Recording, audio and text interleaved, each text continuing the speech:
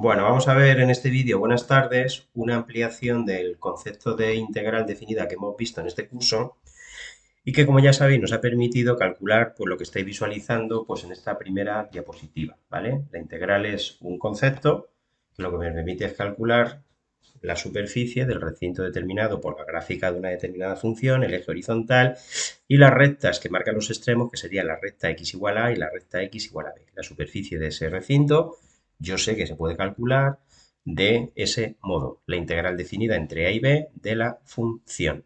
La idea que vamos a extender hoy, que vamos a aprovecharnos, como después veremos, es que la integral conceptualmente se corresponde con la suma de infinitos elementos diferenciales de un tamaño infinitamente pequeños, a los que se llama diferenciales. Esta idea es lo que hace que el signo de la integral, en realidad si veis es una S grande, una S de suma. El primero que empezó a utilizarlo fue Leibniz, allá por finales del siglo XVII, principio del siglo XVIII, que fue el primero que empezó a utilizar, insisto, esta idea de elementos diferenciales. Es como descomponer algo que yo quiero cuantificar o que quiero medir en pequeños núcleos, en pequeños átomos, en pequeños elementos diferenciales, y lo que haría es sumar esos infinitos trozos de tamaño infinitamente pequeños, ¿vale? La idea es que para calcular la integral, lo que yo hago es sumar, este signo ya sabéis que significa sumar, los elementos diferenciales de superficie. Como son infinitamente pequeños, lo que hago es cambiar este símbolo por el símbolo de integral. La pregunta es qué medida o cuánto es un elemento diferencial de superficie. Y eso es lo que viene aquí. Para cada valor x entre a y b asociado a él, yo tengo un elemento diferencial de x infinitamente pequeño. Imaginaros que esto en la dimensión fuese infinita, fuese un rectángulo de una anchura infinitamente pequeña y cuya altura sería f de x. La superficie de este rectángulo que yo tengo aquí señalado en rojo, pues sería evidentemente, como cualquier lado de otro rectángulo, el área de la base, perdón, la longitud de la base por la altura. Es decir, f de x por diferencial de x. Por consiguiente, la superficie sería la integral entre a y b de todos los elementos diferenciales de superficie, que me lleva a la fórmula integral entre a y b de f de x diferencial de x. Fijaros que diferencial de s es f de x por diferencial de x. Quiero que veáis que la fórmula que yo obtengo se corresponde con la fórmula que yo ya he obtenido en este curso. ¿Qué es lo que voy a hacer ahora? Pues ampliar esa idea de los elementos diferenciales para poder calcular, como por ejemplo viene en el segundo punto, el volumen de un sólido de revolución. ¿Qué es eso de un sólido de revolución? Pues lo vamos a ver con la figura que viene aquí. Imaginaros que yo tengo un recinto determinado por la gráfica de una función entre dos valores a y b, el mismo recinto al que antes hacíamos mención, y que yo cogiese este recinto y lo hiciese girar alrededor del eje horizontal. Imaginaros que yo girase, lo que obtendría evidentemente sería un cuerpo que tendría volumen, ¿vale? Ese cuerpo pues sería más o menos ahí como una copa, os lo imagináis, como una campana, como la tulipa de una lámpara, tendría un determinado volumen.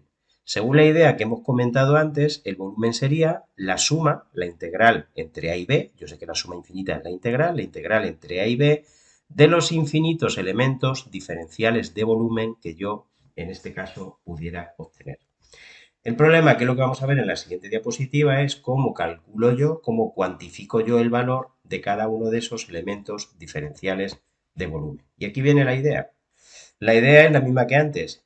Para cada valor x entre a y b, yo tendría un elemento diferencial de x, y en este caso fijaros que el elemento diferencial de volumen es este que he puesto aquí a la derecha. Es como si yo realizase una sección y obtuviese pues como una loncha de chorizo. ¿Lo entendéis, no? Me saldría pues un pequeño cilindro, la anchura o la altura, dependiendo de cómo lo quisiese ver, sería diferencial de x. Fijaros que el radio de la base de ese cilindro sería f de x. Por consiguiente, para calcular el volumen de ese elemento diferencial de volumen, como cualquier otra figura prismática, tendría que multiplicar la superficie o el área de la base por la altura. Como quiera que la base es un círculo, pues la superficie sería pi por fx al cuadrado, pi r cuadrado, pi por f cuadrado x. Y eso lo tendría que multiplicar por la altura, que es diferencial de x. Pues ya tenemos la fórmula. Si cada elemento de diferencial de volumen ya he sido capaz de cuantificar su valor, para calcular el volumen tendré que calcular la integral entre a y b de pi por f cuadrado de x diferencial de x. Mediante esta fórmula yo podría obtener, por ejemplo, el volumen de una esfera, que es una de las actividades que tenéis que hacer. Porque el volumen de una esfera yo la obtendría haciendo girar media circunferencia. Si yo cojo media circunferencia y la hago girar sobre el eje horizontal, la figura que se genera, como podéis imaginar, es pues una esfera. Mediante esta fórmula yo podría calcular el volumen de dicha esfera. ¿Vale? Vamos a dar un saltito más y vamos a hacer ahora la integral como suma. Vamos a ver, bueno, seguimos con la integral como suma, vamos a ver ahora cómo calcular la longitud de un arco de curva. Imaginaros que yo tengo una curva igual a f de x, determinado por la gráfica de una determinada función, ¿vale? Y lo que pretendo averiguar es qué longitud tiene esa curva entre dos valores concretos de ellas, entre el punto a mayúscula y el punto b mayúscula. Esto es lo que yo quiero calcular, lo que he escrito L sub AB, la longitud de la curva entre los valores a y b. Obviamente, esos dos valores a mayúscula y b mayúscula se corresponderán con dos valores que yo he puesto a minúscula y b minúscula. Igual que antes, ¿qué tendría yo que hacer para calcular? Pues tendría que sumar los infinitos elementos diferenciales de longitud, lo que he señalado aquí en rojo. Problema, cómo cuantifico, cómo mido, cómo yo calculo, cómo determino lo que mide cada uno de esos elementos diferenciales de longitud. Pues vamos allá. A ver, en esta diapositiva, a ver, el procedimiento es un poco más laborioso. Vamos a explicarlo, que entendáis de dónde sale todo esto. Vale, para cada valor x, igual que antes, yo tendría un elemento diferencial de x, esto que estoy señalando aquí sería f de x, y esto que aparece aquí sería la recta tangente a la gráfica de la función en x, ¿vale? En este valor concreto, ¿vale? Ahora después veré para qué necesito yo eso de ahí. Este triangulito que aparece aquí en pequeño, cuya hipotenusa es precisamente el elemento diferencial de longitud, lo que he hecho aquí es ponerlo en grande, como si yo hubiese cogido una lupa. Vale, la hipotenusa es diferencial de L, el elemento diferencial de longitud. La base es lo que yo llamo diferencial de X, un elemento en el eje de abscisas infinitamente pequeño. Y el cateto, en este caso opuesto al ángulo alfa, yo le he llamado diferencial de Y. Le he llamado diferencial de Y porque es un elemento infinitamente pequeño en relación con el eje vertical, que es donde aparece la Y. Perfecto. Lo primero que yo he hecho es deducir y ver que diferencial de y es igual a f' de x diferencial de x. ¿Y eso de dónde sale? Pues muy fácil. Si yo me fijo en este triángulo, yo veo que la tangente de alfa sería diferencial de y entre diferencial de x. Pero hay que fijaros que por construcción este ángulo alfa sería exactamente igual que este otro ángulo de aquí.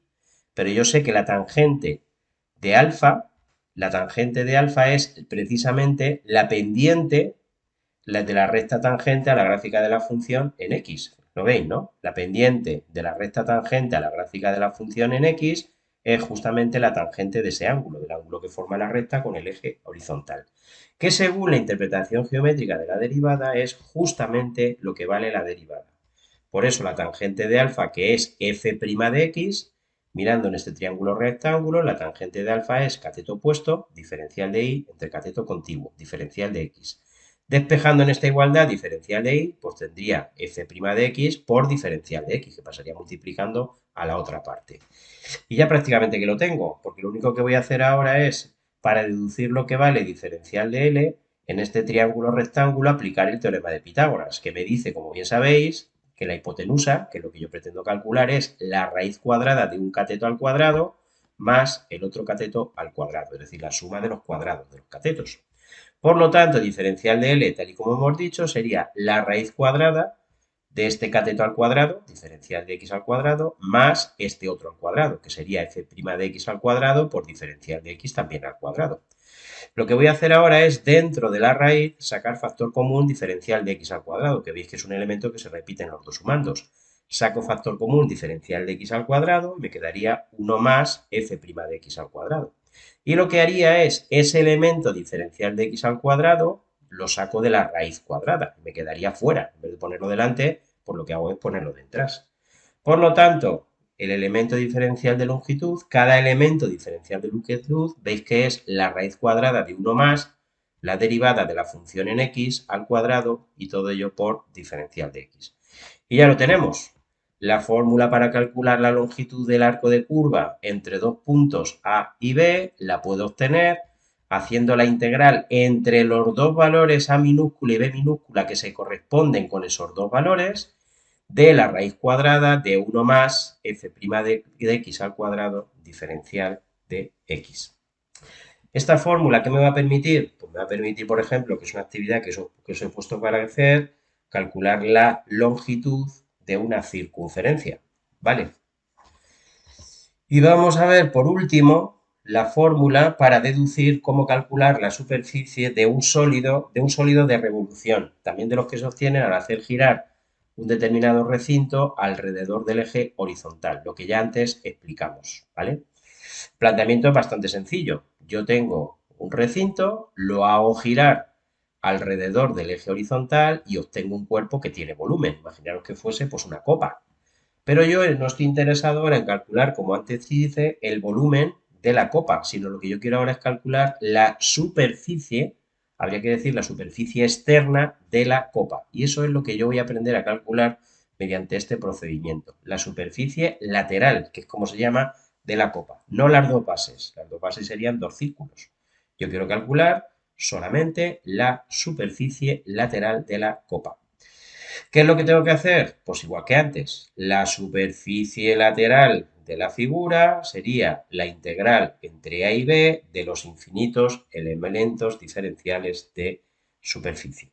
¿Cómo los calculo? Pues aquí viene.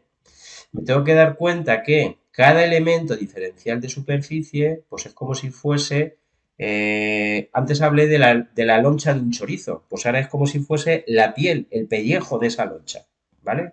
Esa sería la superficie que yo tengo que calcular ahora, la parte simplemente del pellejo de esa loncha, que es más o menos lo que he tratado de dibujar aquí. Fijaros que en esa loncha el ancho es diferencial de L, lo que antes aprendí a calcular. El radio es f de x y justamente cada elemento de diferencial de superficie pues lo tendría que calcular de esa manera. Vale. ¿Qué es lo que voy a hacer para calcularos? Pues imaginaros mentalmente que yo a ese pellejo le metiese un corte y al meterle un corte se me quedaría, ¿qué figura se me quedaría? Pues se me quedaría evidentemente un rectángulo. Lo que os imagináis, ¿no? Como si yo cojo un cilindro hecho de papel, lo corto y al estirarlo, pues evidentemente me quedaría pues un rectángulo. Un rectángulo cuya altura sería, como veis, diferencial de L, ¿vale? Y cuya longitud, pues es precisamente esto que te estoy señalando. La longitud es la longitud de la circunferencia. Como quiera que todo el mundo sabe que la longitud de una circunferencia es 2 pi por el radio, pues en este caso la longitud sería 2 por pi por f de x. Y ya lo tenemos. En este caso, cada elemento diferencial de superficie sería 2 pi f de x por diferencial de L. Y ya lo tengo, porque lo único que tendría que hacer es ir a la diapositiva anterior a recuperar el valor del elemento diferencial de longitud de la curva, que recordar que era la raíz cuadrada de 1 más f' cuadrado de x, y lo tengo ya. Lo único que haría es, o que podría hacer es el 2pi sacarlo fuera. Y esta es la fórmula que me permite calcular la superficie lateral de un sólido obtenido al hacer girar un determinado recinto alrededor del eje horizontal. ¿Qué podría calcular yo mediante esta fórmula? Pues otra de las actividades que os he puesto. Mediante esta fórmula yo podría calcular la superficie de una esfera. Y esto es un poco la idea de la parte esta del curso, que es una parte que no entra en el temario de Castilla-La Mancha, pero sí que entra en el temario de segundo de bachillerato y a mí me parece siempre interesante, pues interesante contarlo, que lo veáis, ¿vale? Pues hasta ahí es todo. Tenéis que hacer, ya sabéis, las actividades que os he puesto en la actividad cooperativa. Una de ellas es que veáis este vídeo, que si tenéis alguna duda, lógicamente me la preguntéis, y luego que aprovechéis o utilicéis las fórmulas que hemos visto para calcular respectivamente el volumen de una esfera, la superficie de una esfera y la longitud de una circunferencia. Y eso es todo. Venga, adiós, chao.